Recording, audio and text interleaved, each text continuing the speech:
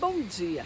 Mais uma manhã com Deus, priorizando a palavra de Deus, e nesta manhã do dia 11 de fevereiro, nós vamos meditar de Números, do capítulo 21 ao capítulo 24, e que a paz do Senhor encha o teu coração nesta manhã. Ouvindo Cananeu, rei de Arade, que habitava no Neguebe, que Israel vinha pelo caminho de Atarim, pelejou contra Israel e levou algum deles cativo. Então Israel fez voto ao Senhor, dizendo: se de fato entregardes este povo em minhas mãos, destruirei totalmente as suas cidades. E ouvindo, pois, o Senhor a voz de Israel, lhe entregou os cananeus. E Israel os destruiu totalmente, a eles, as suas cidades, e aquele lugar se chamou de Ormã. Então partiram do Monte Or pelo caminho do Mar Vermelho, a rodear a terra de Edom. Porém o povo se tornou impaciente pelo caminho. Vamos dar uma pausa aqui. Não sei se você percebeu, eles estavam pelo caminho do Mar Vermelho a rodear a terra de Edom. Não sei se você lembra, Edom, eles são os descendentes de Esaú. Então, recapitulando, Abraão teve um único filho, o filho da promessa, Isaque. De Isaque nasceram dois filhos, Esaú e Jacó. Os edomitas, eles são descendentes de Esaú. Quando Israel estava ali, passou ali pelo Mar Vermelho, naquele caminho, eles deram de encontro com a terra dos edomitas. Israel foi e pediu permissão aos edomitas para cruzar por dentro da terra dos edomitas. Só que eles não concederam permissão, mesmo Israel dizendo: olha, nós não vamos pegar nada das suas plantações, nem a sua água nós vamos usar. Mas eles não permitiram. Então, consequentemente, Israel teve que rodear a terra dos edomitas. E com isso, a viagem, que era curtinha, se tornou longa, exaustiva, não é? E com isso, o povo se tornou impaciente. E falou o povo contra Deus, contra Moisés: por que nos fizeste subir do Egito? Para que morramos nesse deserto, onde não há pão e nem água, e a nossa alma tem fastio deste pão vil? Então o Senhor mandou entre o povo serpentes abrasadoras, que mordiam o povo, e morreram muitos do povo de Israel. Porque serpente, ela recebeu esse nome de abrasadora? Porque essa serpente, ela tinha uma mordida, uma picada muito doída, ardia e queimava, e era venenosa, que levava à morte. Então o povo percebeu que tinha pecado contra Deus quando murmurou contra Deus e Moisés. E o que eles fizeram? Correram até Moisés. Está aqui, ó. Veio o povo a Moisés e disse: havemos pecado, porque temos falado contra o Senhor, contra ti. Ora, que o Senhor tire de nós a serpente. Então Moisés orou pelo povo. E aí Deus deu uma estratégia a Moisés. Moisés, faz uma serpente abrasadora, mas de bronze. Coloca ela numa haste no meio do arraial, e quando o povo for picado pela serpente, eles vão olhar para a serpente de bronze e eles serão sarados. E Moisés fez exatamente isso, e foi assim, que acabou-se essa praga no meio do povo. E aí os israelitas continuam a sua jornada. Partiram os filhos, acamparam em Obote, depois partiram de Obote para Igi-Abarim, e assim continuaram. E eles, nessa trajetória, fizeram até um cântico, está lá no versículo 17. Então cantou Israel esse cântico: brota o poço, entoai-lhe cânticos, poço que os príncipes cavaram, que os nobres da terra abriram. Com o cetro e com os seus bordões do deserto, partiram para Matã, né? Então, nessa trajetória, nessa jornada, viveram muitas experiências. E aí nós vamos ver que no versículo 21, então Israel mandou mensageiros agora, sabe para quem? Para o rei dos amorreus, para Seom, dizendo para eles: deixa-nos passar pela sua terra, não nos desviaremos, né, dos campos, nem pelas vinhas. Ou seja, vamos só passar, não vamos usar a sua água do poço, não beberemos, iremos pela estrada real, até que passemos todo o seu país. Sabe o que aconteceu? Seom não deixou passar Israel pelo seu país. Antes reuniu seu povo e saíram a pelejar contra Israel. Consequentemente, Deus deu vitória a Israel e eles ganharam essa guerra. O texto fala que Israel feriu a fio de espada e tomou posse da terra, desde Arnon até Jaboque.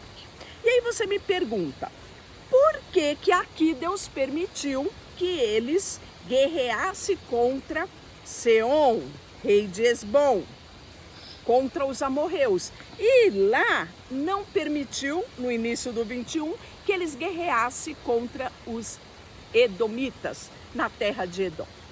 Lembrando novamente, lá em Edom, descendentes de Esaú, era sangue de Abraão, era semente bendita, era irmão. Então Deus não permitiu que os descendentes de Jacó, as 12 tribos de Israel, guerreassem contra os seus irmãos, que eram os edomitas. Aqui não tinha-se aliança, né? Era um povo totalmente estranho.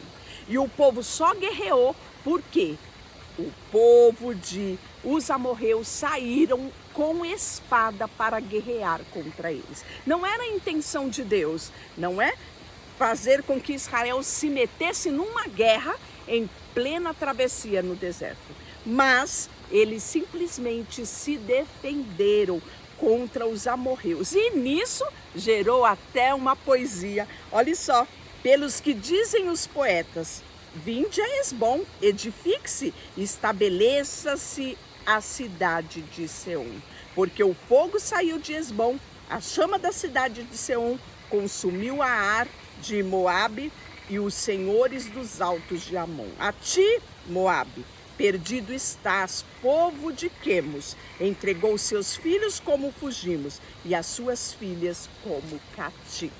E aí nós vamos ver também a vitória sobre Og, rei de Bazã, né? E aí nós vamos ter o episódio de Balaque, que ele vai enviar mensageiros a Balaão. Esses rumores de que Israel estava em trânsito e estava conquistando, porque a bênção de Deus era sobre ele, começou a se espalhar. E aí nós vamos ver que Balaque vai fazer o quê? Mandou um mensageiro, Balaão, né, sondar todas estas coisas, né? Balaão, ele era, tendo partido os filhos de Israel e acamparam-se nas campinas de Moabe, além do Jordão, na altura de Jericó. Viu, pois, Balaque, filho de Zippor, tudo que Israel fizera aos amorreus. Moabe teve grande medo deste povo, porque eram muito e andavam angustiados por causa dos filhos de Israel. Então o que ele decidiu? Contratar um profeta chamado Balaão, para que profetizasse contra Israel.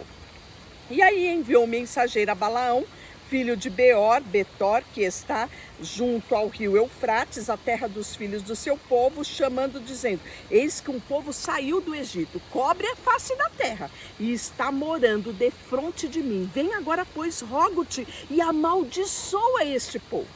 E aí nós vamos ver que vai acontecer que respondeu Balaão a Deus, né? Então, Deus vai até Balaão, no versículo 9, quem são estes homens contigo? Respondeu Balaão a Deus: Balaque, rei de Moabita, filho de Zippor, nos enviou e me disseram: eis que o povo que saiu do Egito cobre a face da terra e vem agora, amaldiçoa. Talvez eu possa combatê-los e lançá-los fora. Então disse Deus a Balaão: não irás com ele, nem amaldiçoará o povo, porque é povo abençoado. E aí nessa trajetória, vai Balaão, não vai Balaão, e aquela história, né? E Balaão ficou num fogo cruzado, né? Entre aquilo que Deus tinha dito e aquilo que o rei tinha determinado. E aí nós vamos ver que há um episódio que é muito conhecido, onde a jumenta de Balaão vai falar com ele, porque a jumenta empaca. Empaca por quê? Tem um anjo na frente dela impedindo a passagem dela, não é? E ela simplesmente, quando ela vê o anjo, ela estaciona, emburra, né?